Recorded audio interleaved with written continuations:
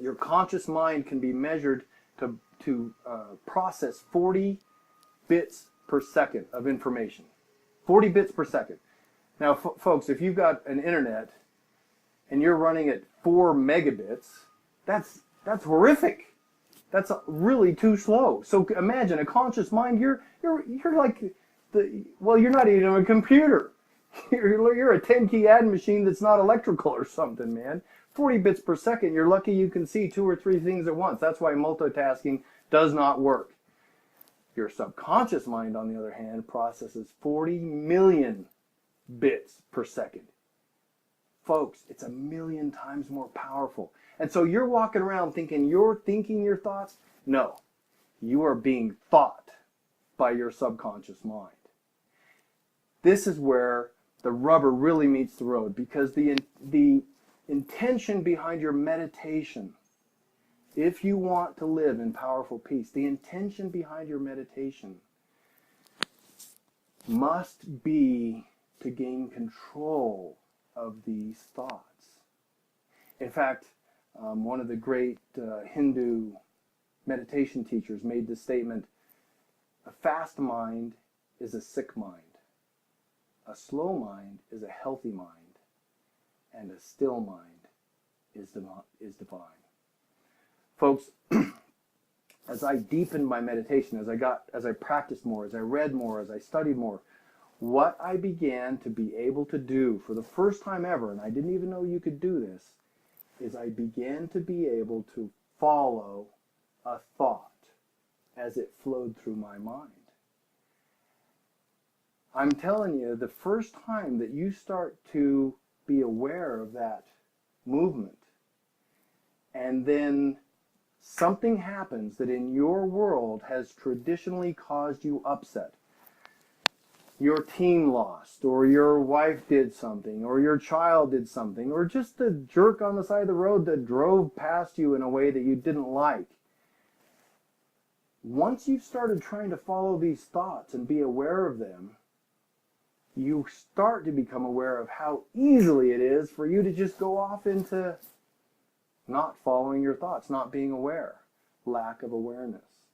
In fact, I always laugh because the first day that I sat down to meditate, this book, Meditation by Eknath Easwaran, he talked about, okay, what's going to happen is you're going to focus. We'll talk through it in a few minutes. But you're going to focus on this passage, this inspirational passage. You're going to memorize it and focus on it.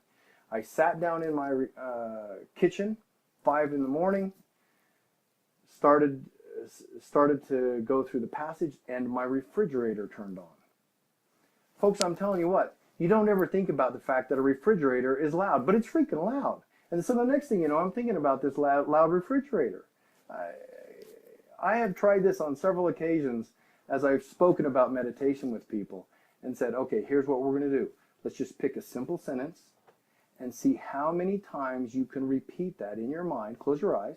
How many times you can repeat that in your mind and stay only on that sentence. People are lucky if they can do it for 10 seconds. We are not aware of how unaware we are.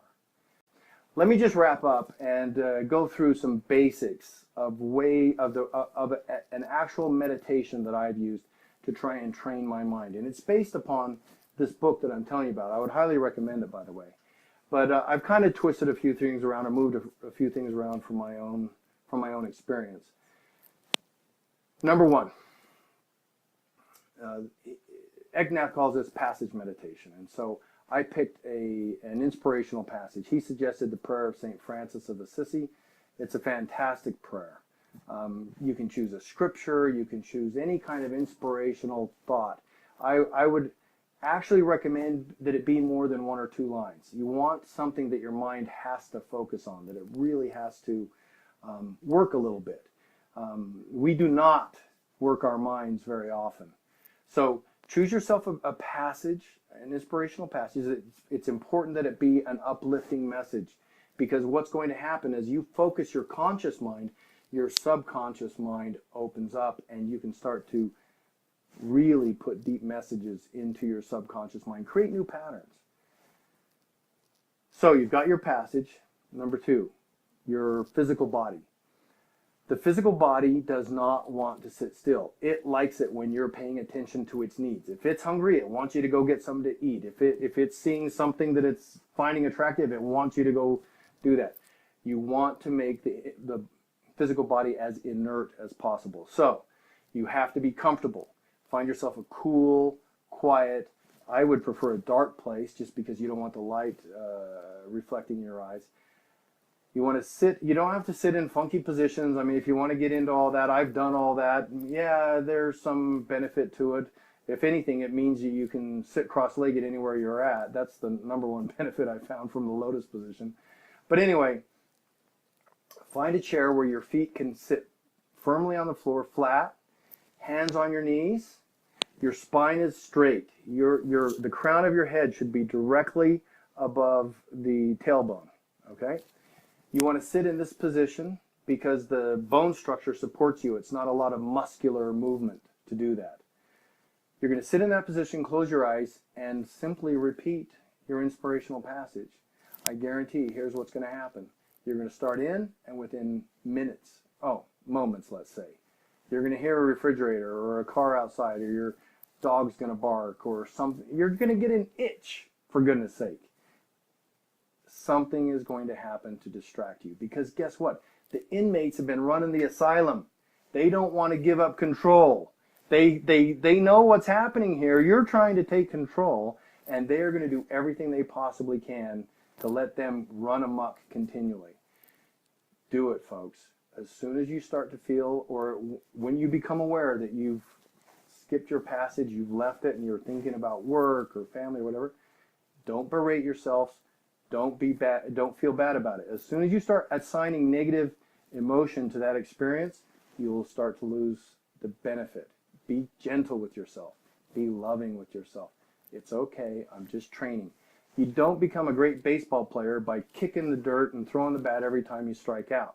You have to be patient with yourself, and it is practice. Ultimately, the meditation I'm describing is practice. You're practicing awareness of what you're thinking. And the deeper you go into that awareness, suddenly now, when you're driving that car of your mind, that chariot, it's been described as a chariot of horses. The mind are the horses, your physical body is the chariot, and you are the driver. And up until now, your horses have probably been going wherever they wanted, and you felt helpless at times.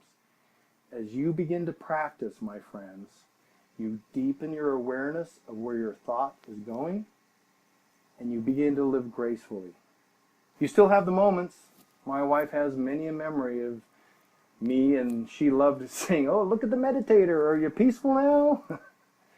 But I'm telling you, folks, it's worth it.